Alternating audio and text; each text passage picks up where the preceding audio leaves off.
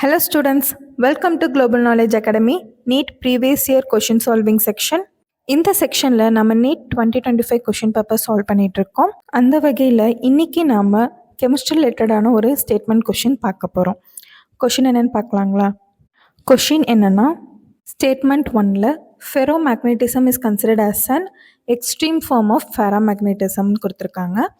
Statement 2ல the number of unpaired electrons in a chromium 2+ ion is the same that of the neodymium 3+ ion. இந்த ரெண்டு ஸ்டேட்மெண்ட்டில் எது correct and எது ஃபால்ஸ்ன்னு solve பண்ணிடுவோமா? Statement 1ல் என்ன கொடுத்துருக்காங்கன்னா, ஃபெரோமேக்னட்டிசம் வந்து எக்ஸ்ட்ரீம் ஃபார்ம் ஆஃப் பேராமேக்னட்டிசம்னு கொடுத்துருக்காங்க.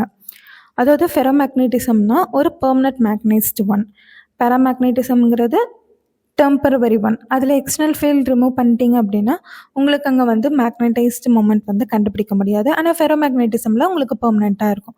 ஸோ இதனாலேயே வந்து ஃபெரோமேக்னட்டிசம் வந்து எக்ஸ்ட்ரீம் ஃபார்ம் ஆஃப் த பேராமேக்னட்டிசம்னு சொல்லுவாங்க.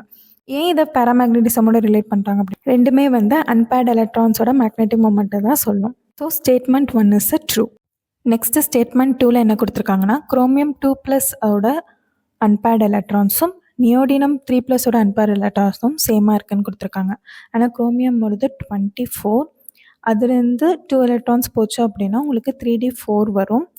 அப்போது உங்களுக்கு 4 எலக்ட்ரான்ஸ் வந்து அன்பேர்டாக இருக்கும். ஆனால் நியோடினம்லுக்கு வந்து 60 இருக்கும். உங்களுக்கு லாஸ்ட்டாக பேலன்ஸ் பார்த்தீங்க அப்படின்னா 4f4 அண்டு 6s2 இருக்கும். அதில் 3 எலக்ட்ரான்ஸ் போச்சு அப்படின்னா உங்களுக்கு 4f3 வரும்.